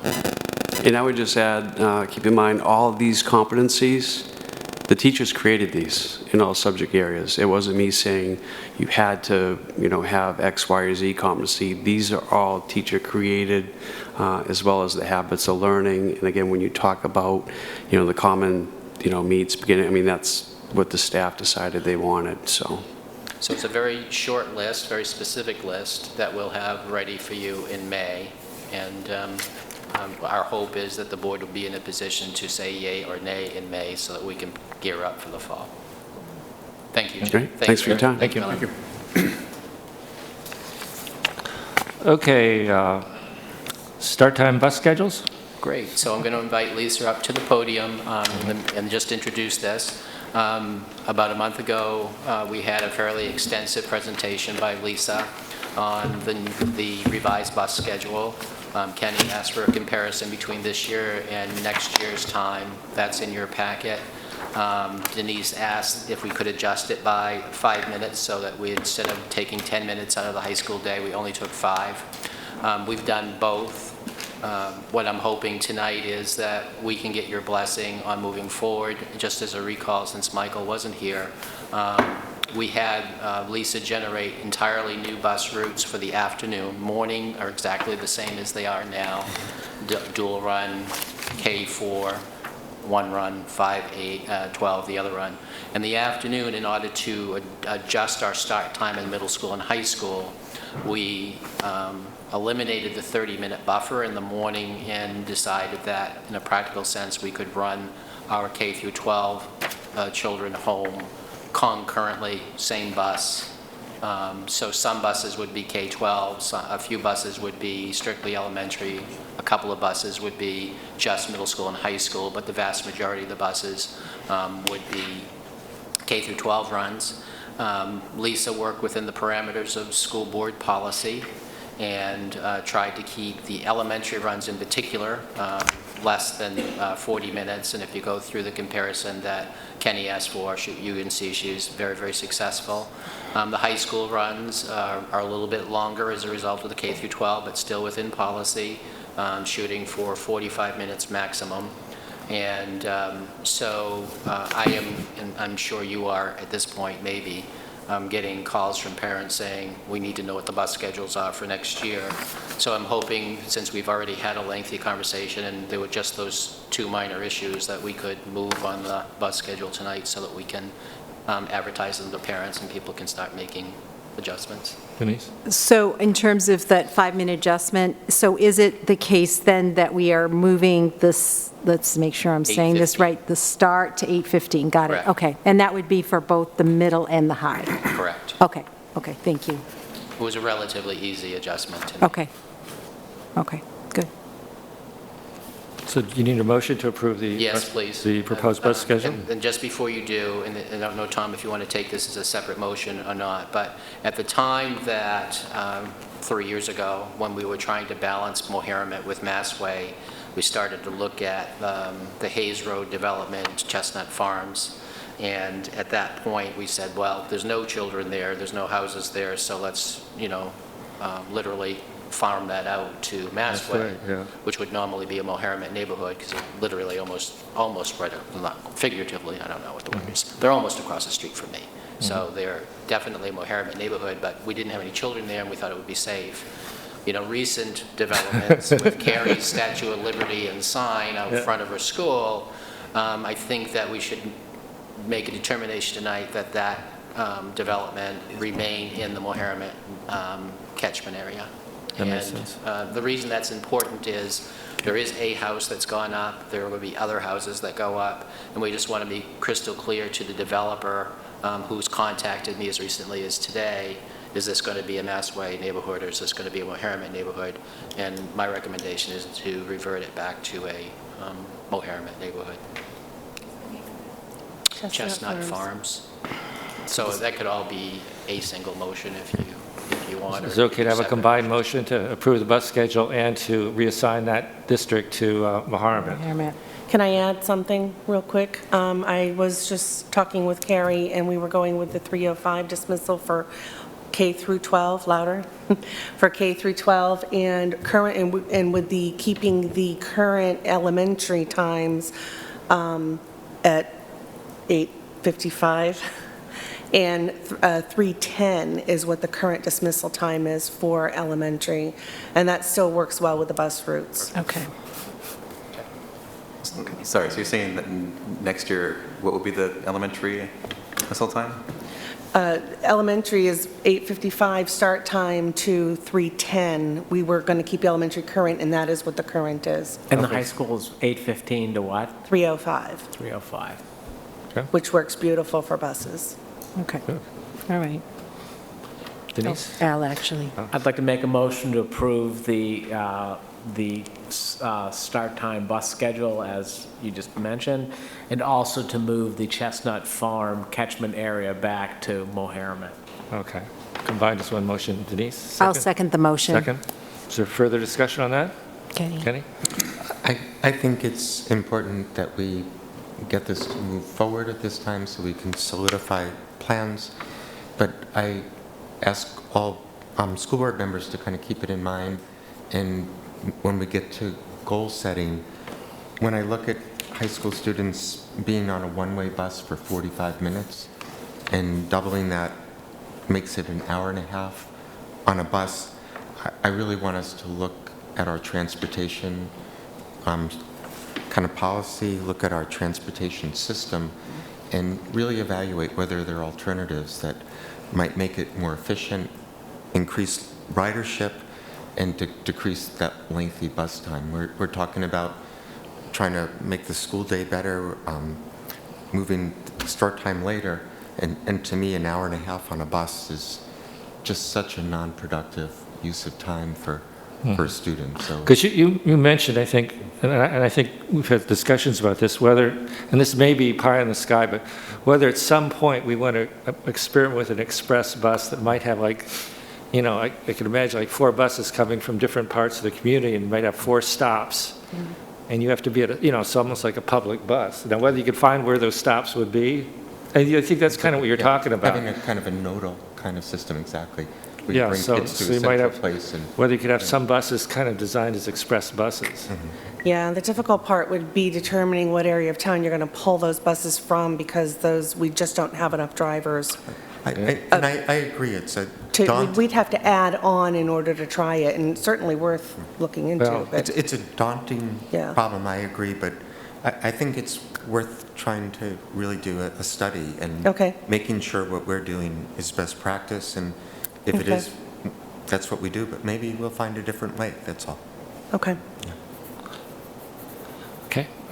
Just to clarify, Chestnut Farms is south of Hayes.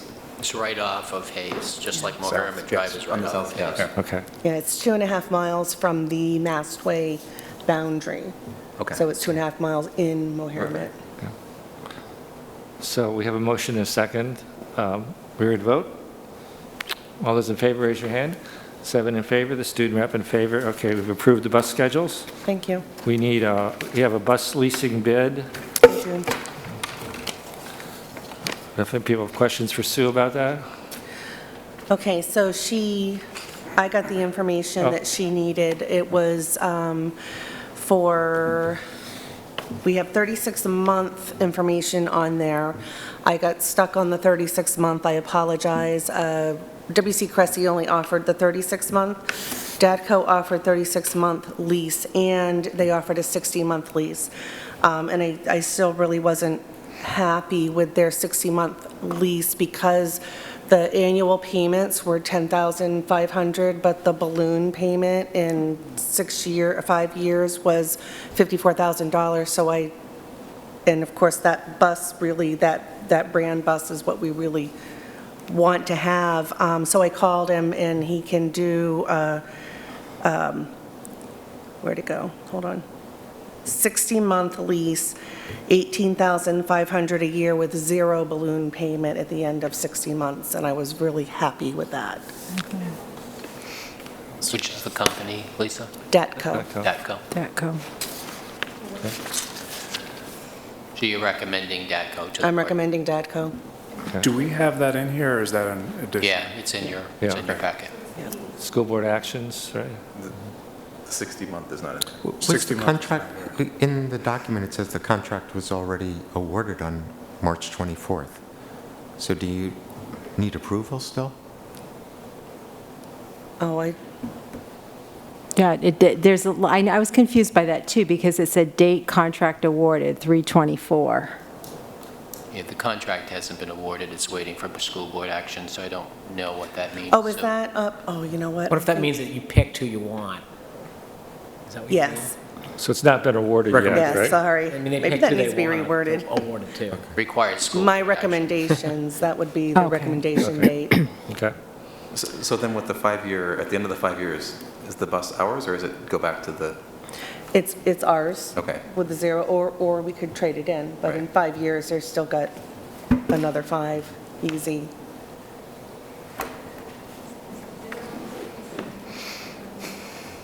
What's that? Yes, yes. He did say that the bid amount could go down if the number of buses we purchased went up, but I don't think that's going to happen. Any other questions? So we ready to vote? No, if you want to. So, I'm sorry, we have a motion on this? Yeah. A second? No, Okay. we don't have a No, motion no, yet. no, we don't Okay. have the motion. Okay, could I have a motion? I'd like to make a motion to approve the DATCO Inc. as our vendor for the bus lease. Moved by Al, seconded by I'll Denise. second, yep. Further Thank you. questions? so is this actually a lease or is this a Purchase. finance purchase? Lease to own, yeah. It's leased to own. Just a question. Does this bus have Wi-Fi? I did not order them with Wi-Fi. They are coming with cameras and historical GPS I'm asking systems. that because of Kenny's response in an article I just read. Communities that are putting Wi-Fi so that students can do their homework in an hour and a half. The Wi-Fi would come with a monthly, I'd say Verizon, because I think that's what I had checked out with the live GPS. It came with a monthly internet fee per bus. That's maybe And I don't expensive. recall what that was, but that is an additional cost for having Wi-Fi That's and live something to think GPS. about. How much does this bus weigh? Way? Yes. More than an elephant, but less than a whale. About 29,000 pounds. Huh? About 29,000 pounds. Okay. The reason I'm asking that is to make Jim, just to bug Jim. It worked. Yeah, it did.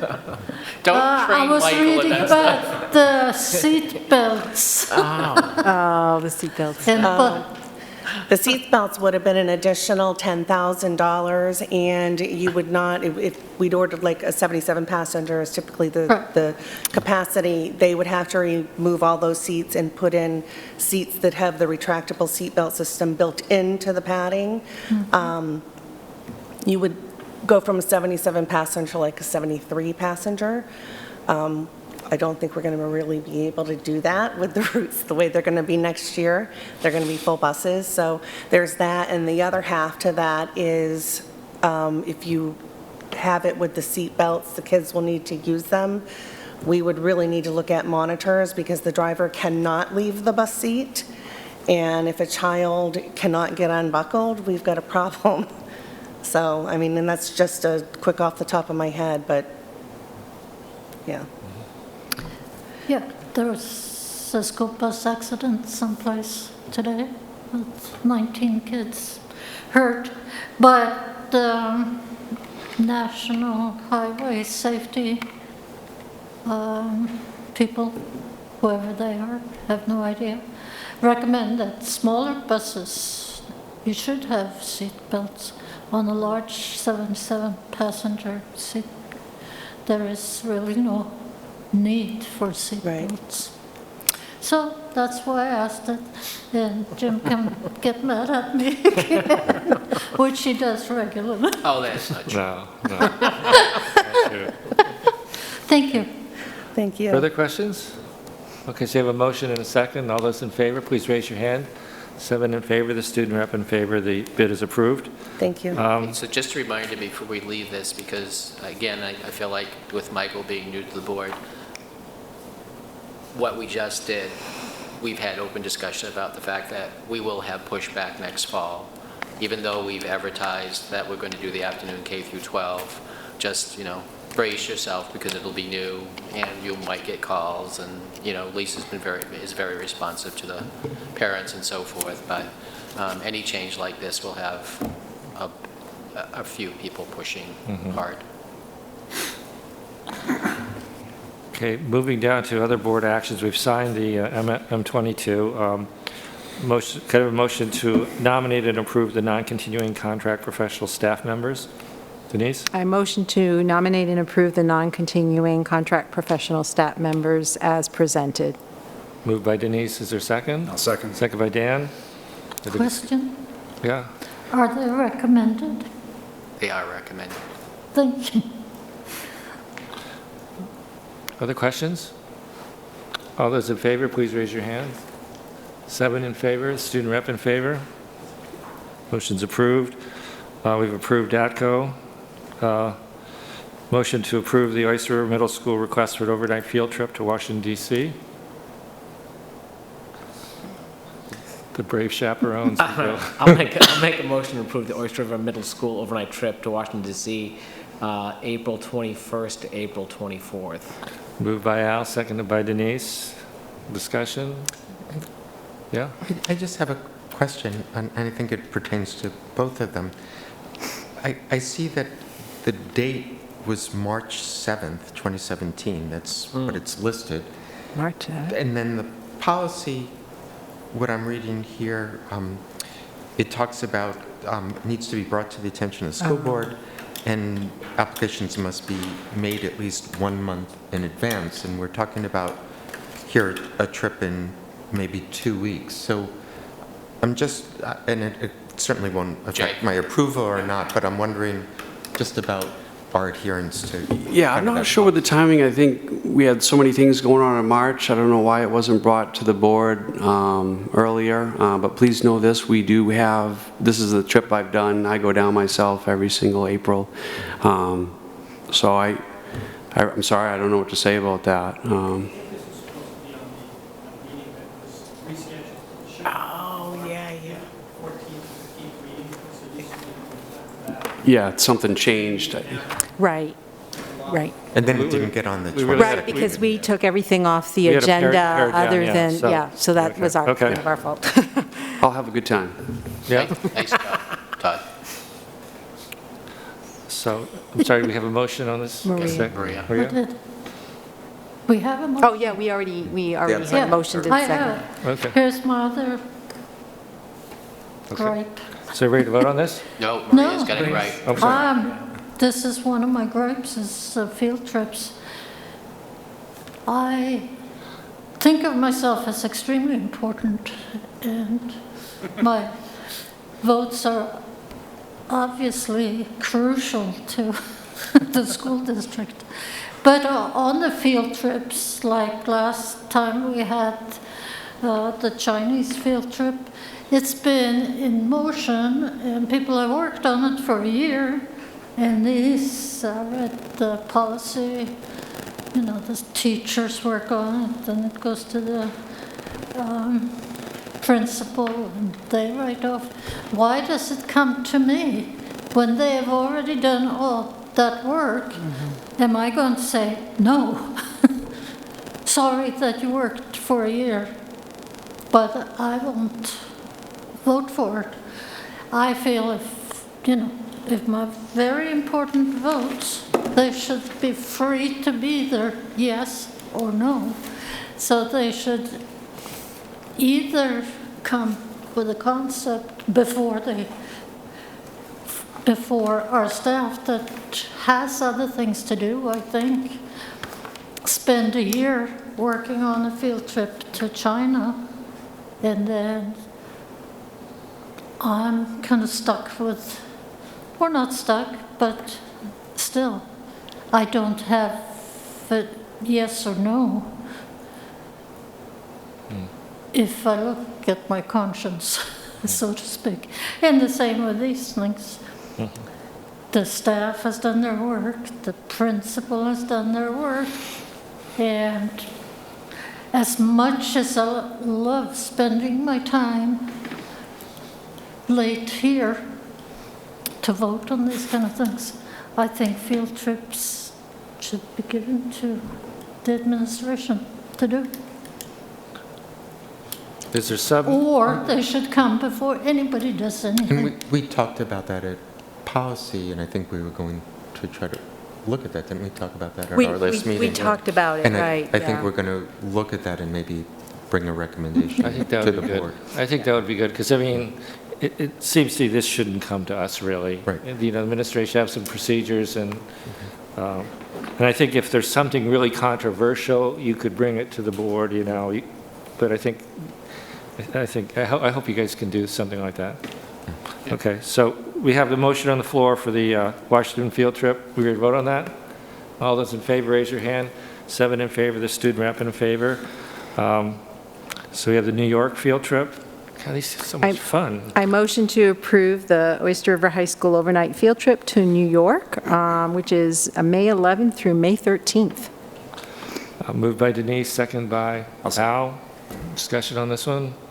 What museum Just- are you going to? It's all, yeah. Good evening. My name is Maria Rosie, and I teach art history, so this is my class that will be going on this trip. We go to the Metropolitan Museum of Fine Art and the Museum of Modern Art, and perhaps a few others. It depends on the interests of the class that semester. Cool. Yeah. Sounds like fun. Thank you. Okay. I'm sorry, do we have a motion? We have a motion, we just have to vote. Second, okay. Other questions? All those in favor, raise your hand. 7 in favor, student rep in favor. Have fun. Yeah, okay. So we have 3 policies for first read. I don't know if people want to separate them out or whether we can do them as a block. So the school board self-evaluation and goal setting with the evaluation, and then we have the evaluation questions and individual worksheet, which is kind of part of that. And then roles and duties of the school board chairperson, where there was a slight change in that, I think. So could we have a motion to approve those for first read? So moved. Moved by Maria as a block, all 3? Oh, I thought you said the first 2. But I'm happy to do all 3. Okay. And I'll second. Second? I think on the last time, the last one, school district media, people might be more interested, but we went through quite a long process. We had the IT people who worked hard on finding out what could be done and how it can be monitored. That was the second read one, right? Yeah. So I think you were moving just the first reads, the 3 first reads. And the Right. social media website will be for second read. That's what I asked, if we're doing them as a block or not. Okay, so We're so it's a just mo- doing the first 2? No, the first 3, there's 3 for first read. But we're approving an R, I think, because it really affects us, so I think that's why an R. Okay, Oh, it is an R, sorry. Okay. You're right.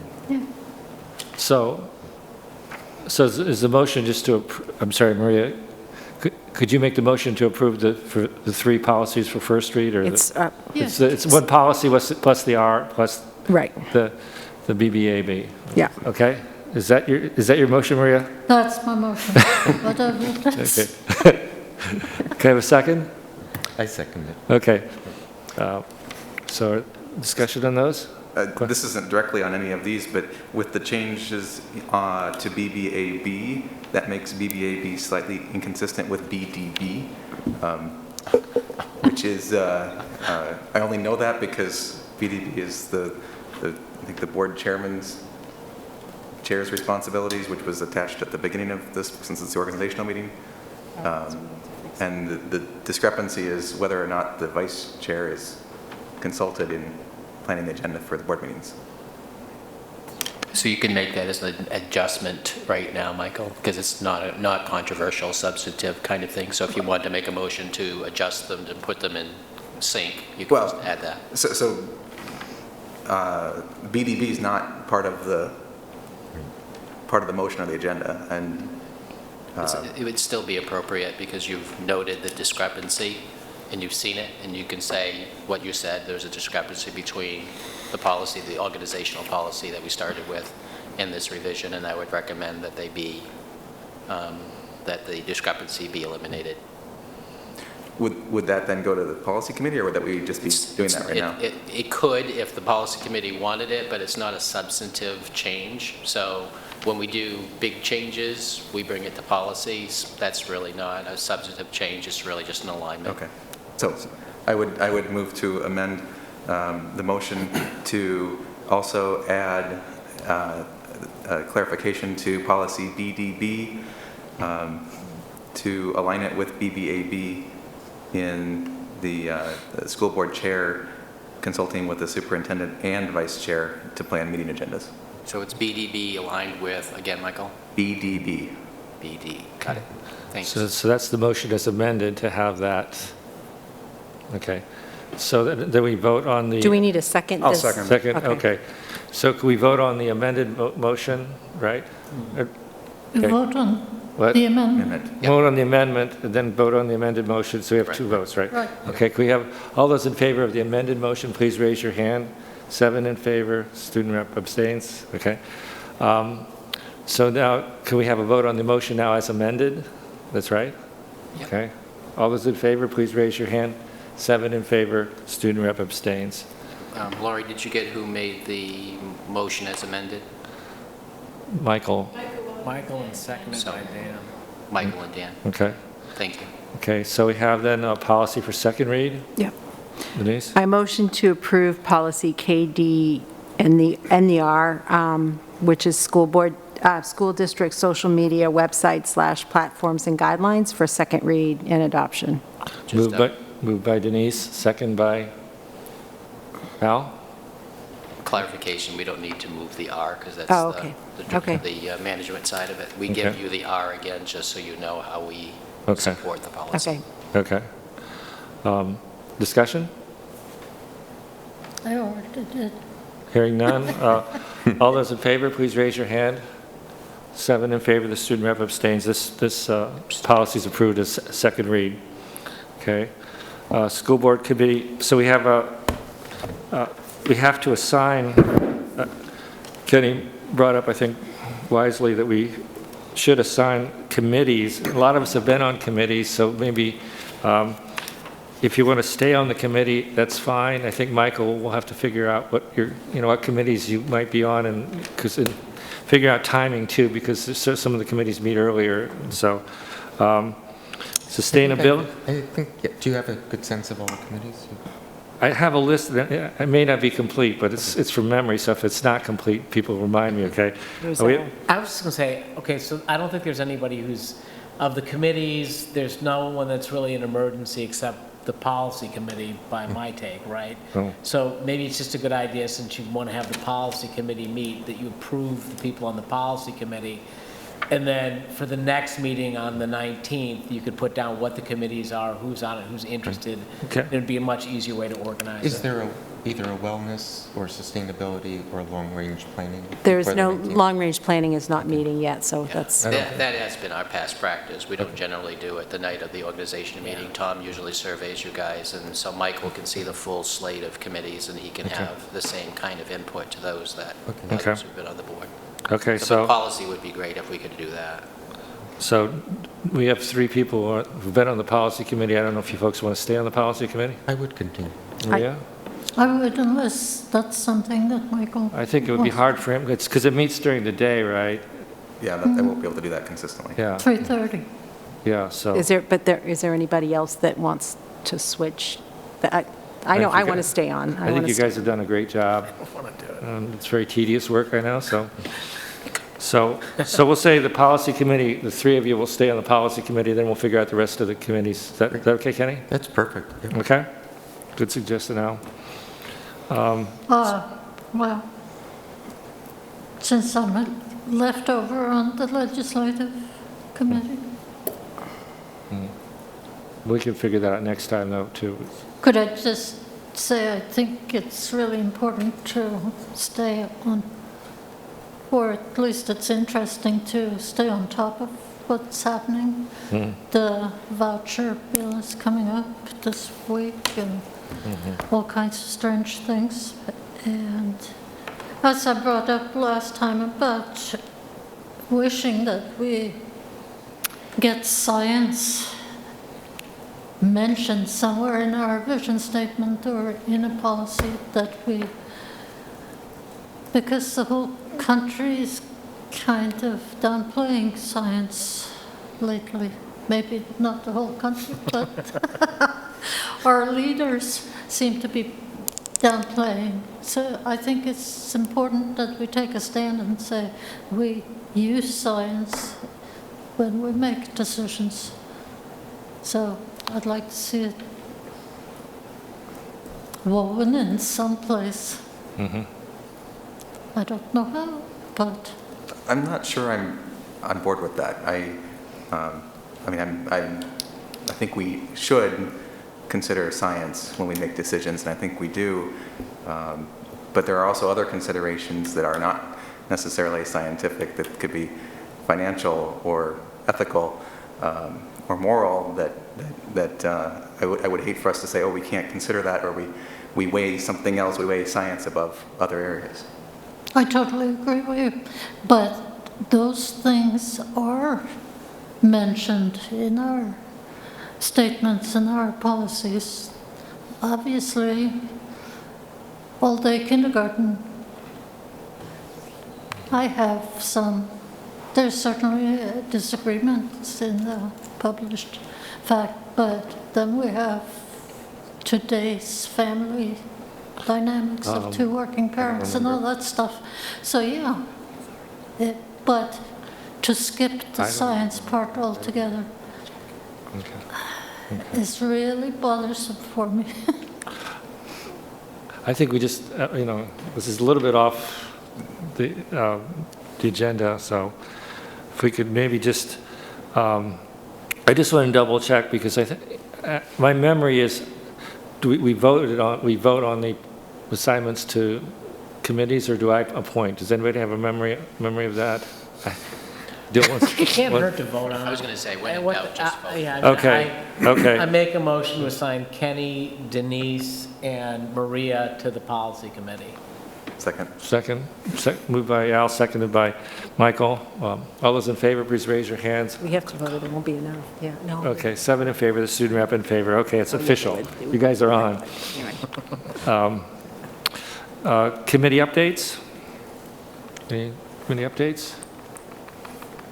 I think that it's important, Tom, to report out on our meeting with UNH Sure. that you attended and Todd did around the possibility of an early college experience for our high school kids.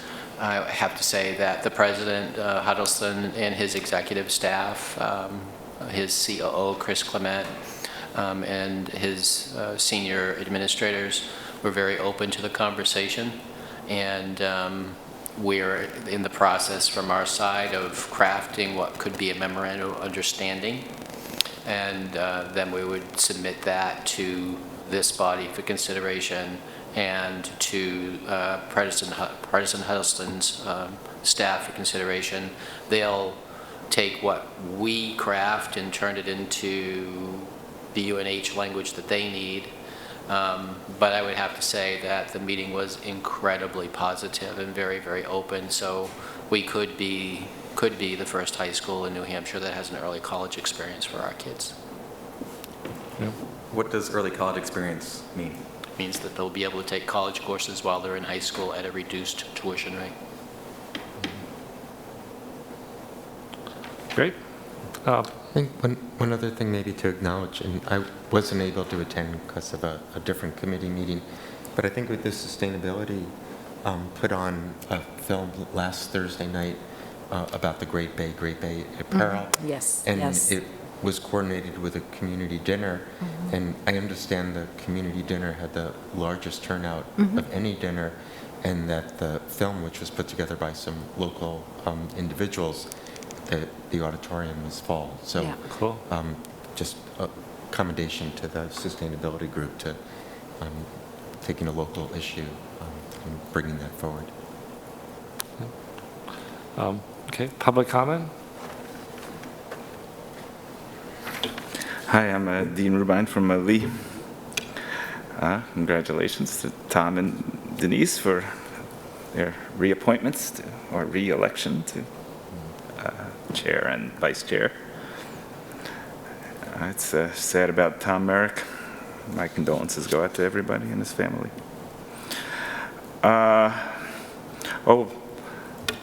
Lunch for Summer Reach is also available for adults who have to pay, but I've paid on occasion, and it's well worth your $4 to go get lunch at the middle school.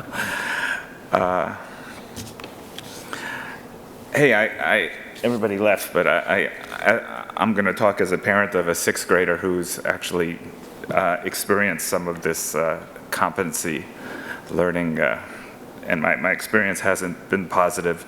And I'll also preface by saying I have a PhD in computer science where my expertise is in human-computer interaction.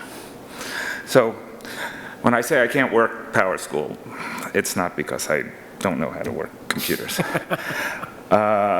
This is my boy's, what comes up when I pull up Power School, and it has grades for 3 classes, but not for math because math is standards.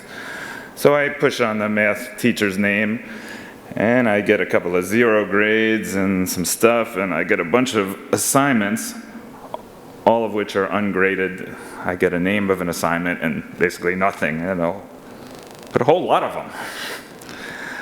So it took me a few months, but eventually you hit this thing here, and you get a new page that has tabs, final grades, standards, and citizenship.